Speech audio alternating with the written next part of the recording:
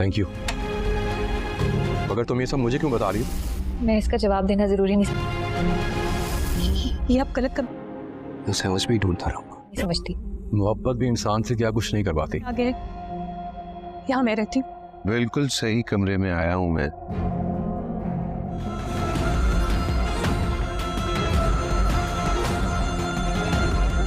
मुझे लगता है ये कर उम्र भर आगे भागता रहेगा। और अस्सलाम वालेकुम फ्रेंड्स, कैसे हैं आप सब? उम्मीद करती हूँ आप सब खैरियत से होंगे।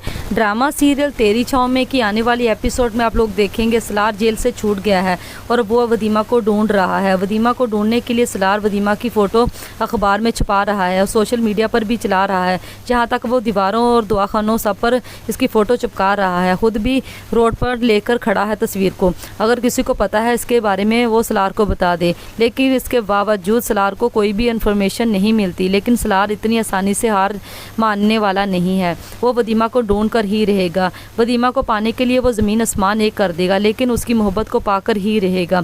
दूसरी तरफ आप देखेंगे सहर सलार की मोहब्बत में गिरफ्तार होती जा रही है।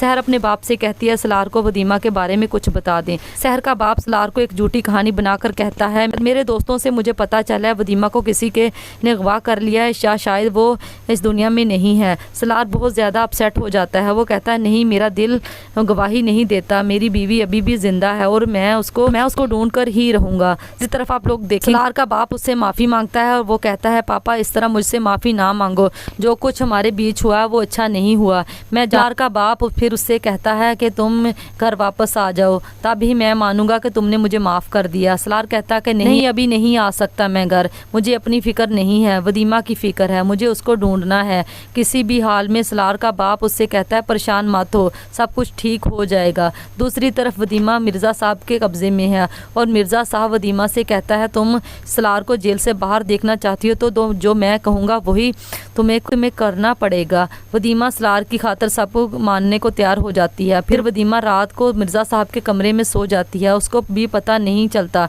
जब वो उठती है सुबह सवेरे तो देखती है कि वो मिर्ज़ा साहब के कमरे में है। वो बहुत ज़्यादा परेशान हो जाती है, बहुत रोती है और मिर्ज़ा साहब से पूछती है इस रात मैं आपके कमरे में थी? मिर्ज़ा साहब कहते हैं तुम मेरे कमरे में ही थी। वदीमा अब और भी ज़्यादा डर जाती है और सोचने लगता नहीं क्या हुआ होगा मेरे साथ, मुझे भी याद नहीं है और मैं मिर्ज़ा साहब से पूछ भी नहीं सकती उन्होंने मेरे साथ क्या कुछ किया है, क्या कुछ नहीं किया। वदीमा अंदर ही अंदर टूट रही होती है। अब करे तो क्या करे। अब वदीमा को पता है कि उसका वहाँ से निकलना बहुत मुश्किल हो गया है। अब वो यहाँ से नहीं निकल सकती। अब मिर्ज़ा साहब जो कहेंगे वो उसकी हर बात मानती जाएगी और उसका अब वो सलार के पास वापस जाने के काबिल भी नहीं रहेगी, क्योंकि मिर्ज़ा साहब उसको बहुत ज़्यादा ब्लैकमेल करेंगे कि वो उसके पास जाने का नाम भी नहीं लेगी। दूसरी तरफ आप लोग देखेंगे अब नसीबा बीबी भी वदीमा के पास आती है। वो उससे कहती है कि अब मिर्ज़ा साहब जो कहेंगे वही होगा और तुम उनकी हर बात मान लिया करो, इसमें तुम्हारी बेहतरी है, वरना वो तुम्हारी ज़िंदगी ख़राब कर देंगे। अब किसी को मुँह दिखाने के लायक नहीं छोड़ेंगे। अब यहाँ पर खुश रहोगी, उनकी सारी बातें मान लिया करो, वो तुम्हें बहुत खुश रखेंगे और तुम्हारी हर ख्वाहिश पूरी करेंगे और तुम्हें हर चीज़ लेकर देंगे। जो तुमने ज़िंदगी में नहीं देखी होंगी चीज़ें वो भी तुम्हें लेके देंगे। लेकिन वदीमा अंदर से टूट चुकी होती है। वो परेशान होती है, वो कैसे यहाँ से निकले। लेकिन वदीमा को यहाँ से निकलने के लिए कोई रास्ता नहीं मिलता। नाजरीन आपकी क्या राय है? क्या मिर्ज़ा साहब के जंगल से वदीमा निकल पाएगी या नहीं? अपनी राय का इज़हार कमेंट बॉक्स में दें। तब तक के लिए अल्लाह हाफिज़।